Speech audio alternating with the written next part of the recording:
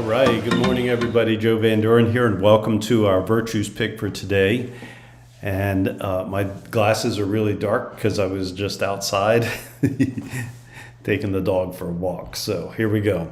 We have a great word today, and one that is so important to our young people, but really to everybody, but especially to our young people, and that word is hope. And so let's read the description of hope, and then we'll talk about it a little bit. Hope is looking to the future with trust and faith. It is optimism in the face of adversity. Without hope, we lose our will to live fully. Hope gives us the courage to keep moving forward. It can be elusive when we have suffered often, yet it is the light that can redeem our dreams. With hope, we know we are not alone. There is always help when we are willing to ask. There are gifts to be gleaned from all that happens. With hope, we find the confidence to try and try again. So this word is especially important to me, and it resonates with the things that I've done in the past and trainings and things that I have had.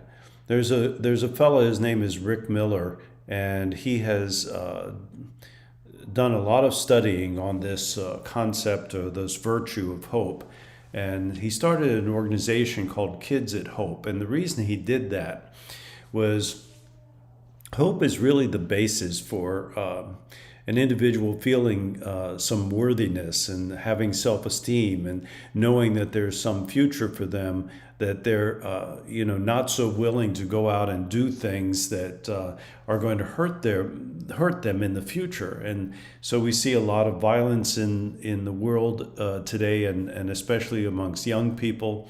And there's some concern of why is this going on, and much of it has to do with this idea that that they do not have hope, that they don't have that optimism about what is coming in the future. They're not getting it from the adults in their world, whether it's their caretakers or from others, even their teachers.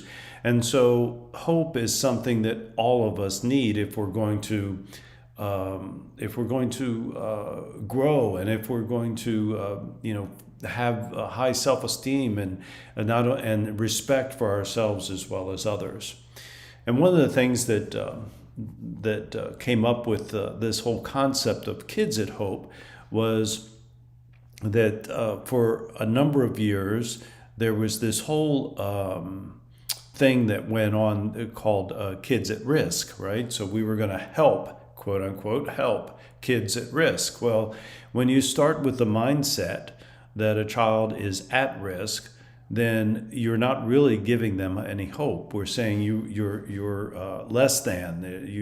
You don't have any opportunities. There's no possibility of you moving forward, and yet none of that is true. Every child has that opportunity and that ability to do that. In some of the worst situations that we could possibly ever imagine for a child, they have come out of those situations and grown into something that was really, really awesome. And so there's so many examples of individuals who, parents were incarcerated, came from a home with a lot of drugs, were in a very dysfunctional family, or even in abusive situations, and yet with hope and with maybe one caring adult in their life that was willing to give them even more hope and expectations and opportunities to look to the future in a positive way, then they were able to come out of that very successfully. And so every child needs a caring adult in their life, and it is greatest when it's their parents, but even if it's not, if it's someone else, it gives them the opportunity to see the light at the end of the tunnel to move forward. And so, I look at this from my own personal viewpoint as far as, hope and that virtue in myself. And I have to ask myself, am I looking in the future with optimism, or am I making excuses for everything that I'm not successful at right this moment? And am I willing to ask for the help that I need? And everybody knows, if you've been listening to me for any time, that that's always been a difficult thing for me to do. But we must ask and be willing to ask for help. And we must take the gifts that we've been given, the talents, the skills, even our temperament and personality, and make them the things that give us the confidence to move forward, because we are perfect as we are, as each of us are unique individuals. And so, I say these things in this broadcast today, but I say them to myself because I must continually remind myself to have that courage to keep moving forward. So how do we give our kids hope? It really comes down to being that caring, loving, unconditional love to our children. That's number one. Number two, I believe it's important to have clarity of our morals, values, and virtues.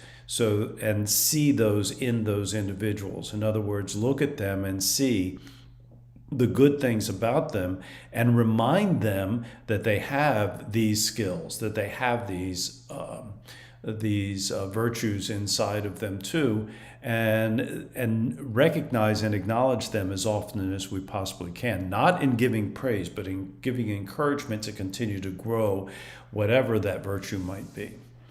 And then we also must set expectations. And when we set expectations, if we expect, as we noted before, if we expect our child to be at risk, if we expect them to fail, if we tell them they're not going to succeed because they're acting this way or that way, I can just about honestly tell you that that's what's going to happen. And so, we want to give our child the best view of themselves as possible. We want them to see the good that's inside of them, just like we want to see the goodness inside of us, and we want others to see it too.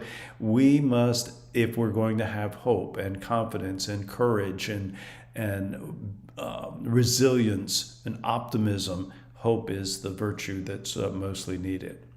So that's how I'm thinking about hope today. We sometimes when we look at our kids, sometimes we have to dig deep and we have to look hard to see those virtues, and to see them even when they're being shown in a negative way.